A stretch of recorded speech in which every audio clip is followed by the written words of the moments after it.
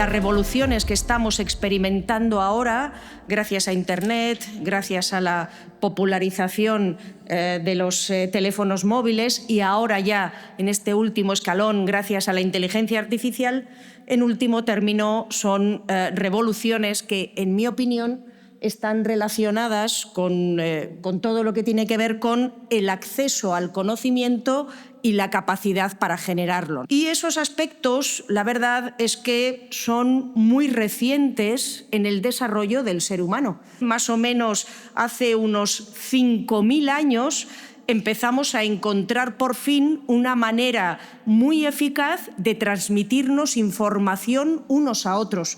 La capacidad de transmitir datos a largas distancias pues es algo que no empieza a surgir hasta, como les digo, el cuarto milenio antes de Cristo, cuando en Mesopotamia comenzamos a desarrollar la escritura. Así que la escritura como herramienta para transmitir y generar información es la primera gran revolución del conocimiento en la historia de la humanidad. La segunda gran revolución es el desarrollo del alfabeto. Los primeros sistemas de escritura, como esto que tenemos aquí, el protocuneiforme o la escritura jeroglífica, son sistemas de escritura silábicos ideográficos que manejan cientos de caracteres y, por tanto, implica una inversión en años de trabajo para aprender a leer y escribir muy grande. Sin embargo, el alfabeto maneja, vamos a decir, una treintena de símbolos en los alfabetos más extensos, pues requiere que solo tengamos que aprender esas 3 decenas de símbolos para poder adquirir y transmitir fácilmente la información. Cuando se manejaban estos sistemas silábico-ideográficos, se calcula que el porcentaje de personas que podían leer y escribir era más o menos del 3% de la población. Permitió que entre el 20 y el 30% de la población pudiera leer y escribir. A medida que tenemos más porcentaje de población leyendo y escribiendo, necesitamos soportes más económicos y más populares para satisfacer la demanda de documentos escritos. Lo curioso de toda esta revolución es que se desarrolló en un ámbito geográfico muy pequeño. La escritura se inventa en Mesopotamia y en el Valle del Nilo, el alfabeto se inventa en el Levante mediterráneo, el pergamino también se desarrolla en el Levante mediterráneo, al igual que el papiro, y durante buena parte de la Edad Antigua nuestras revoluciones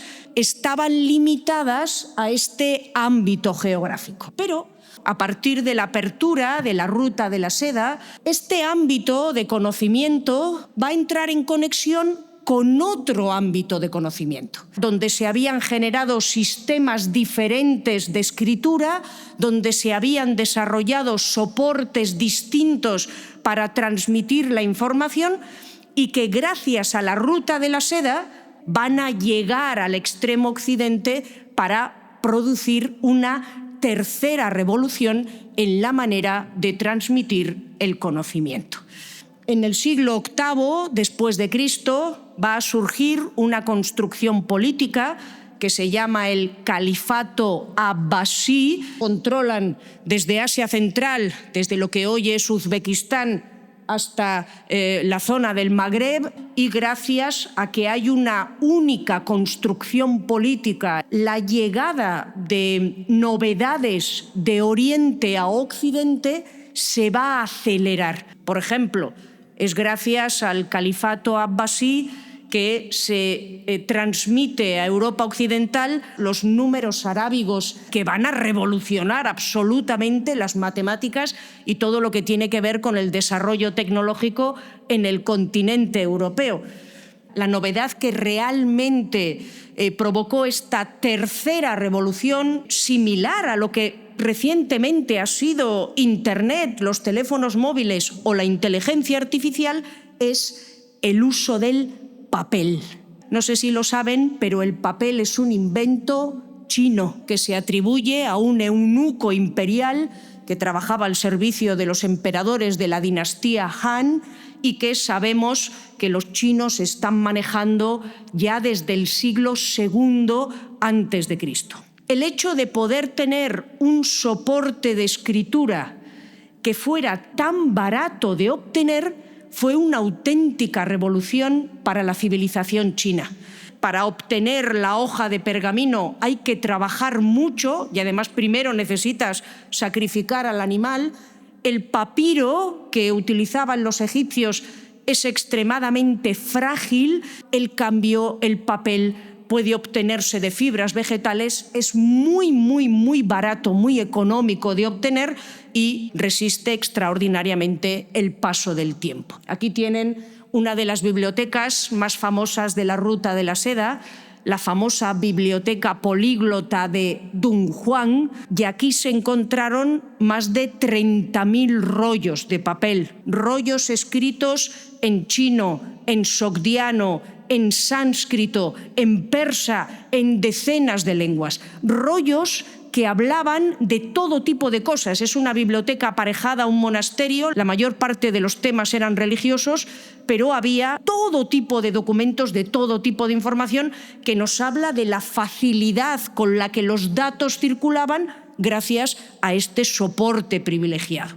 El hecho de que ahora el papel sea tan económico disparó la demanda de documentos escritos en papel e hizo que en China tuvieran que desarrollar herramientas para poder hacer frente a toda esa demanda de libros que se va a producir en este momento. El primer documento impreso es este que tienen ustedes aquí, se titula La Sutra del Diamante, es un texto budista y está datado en el siglo IX después de Cristo. Se elaboró a través de planchas que permitían inscribir el texto escrito sobre las hojas de papel y de esa manera hacer fácilmente copias para satisfacer la creciente demanda del mismo. Cuando los chinos ya tenían dominada el arte de producir papel y de realizar documentos impresos en papel, tuvo lugar una batalla entre el Imperio chino y el Califato abbasí. Esta batalla tuvo lugar en la zona de lo que hoy es Kazajistán y los musulmanes, el Califato abbasí, salió victorioso de la batalla. A partir de esa victoria, en el año 751, los musulmanes se apoderaron de la zona que les he marcado en color negro, donde los chinos ya tenían factorías de producción de papel. Y a partir de ese momento, los musulmanes empezaron a utilizar el papel para sus propios intereses, reemplazando al papiro y el pergamino. De repente descubrieron que podían tener una herramienta que facilitaría extraordinariamente la actividad de los funcionarios al servicio del califato. En primer lugar, porque el papel era mucho más barato que el papiro y el pergamino, y en segundo lugar, el papel es mucho más resistente a las falsificaciones que el pergamino. Así que fueron los funcionarios al servicio de los califas abbasíes del Bagdad los primeros en abrazar con auténtico entusiasmo la sustitución del pergamino por el papel a partir de la segunda mitad del siglo VIII, y de la irrupción del papel pues se va a beneficiar evidentemente el resto de la sociedad. Probablemente hayan oído hablar de la célebre Edad de Oro del Islam, el momento en el que se lleva a cabo en el ámbito del Islam una producción intelectual absolutamente apabullante, ¿no? Bueno, pues toda esa revolución científica y intelectual deriva directamente del uso del papel, que va a permitir, junto con el uso del árabe como lengua franca, pues una auténtica revolución científica, tecnológica, cultural, artística en el ámbito de este califato abbasí. Nosotros aquí, en la península ibérica, pues en tanto que teníamos contacto directo con los musulmanes, vamos a ser de los primeros en beneficiarnos de estas novedades llegadas de Oriente. Aquí tienen el celebérrimo Misal de Silos, que está datado entre finales del siglo X y comienzos del siglo XI, y que tiene la primera parte de pergamino y las últimas páginas son de papel. A partir de este momento, a partir del siglo XI, el uso del papel va a penetrar en Europa. De momento, el pergamino se va a mantener para los documentos más importantes, pero para los documentos más de andar por casa va a empezar a utilizarse ya cada vez más intensamente el papel. Las factorías de producción de papel de la península ibérica van a pasar a Italia. Bueno, pues aquí tienen Nuremberg, que fue la primera ciudad al norte de los Alpes donde se estableció una factoría de producción de papel ya a finales del siglo XIV de nuestra era, después de Cristo. Y bueno, no es en modo alguno casual que la imprenta se desarrolle en Maguncia, muy cerca de Nuremberg y en la zona donde estaban las primeras factorías de papel de lo que hoy es Alemania. La imprenta jamás habría funcionado de seguir utilizando pergamino como soporte de escritura.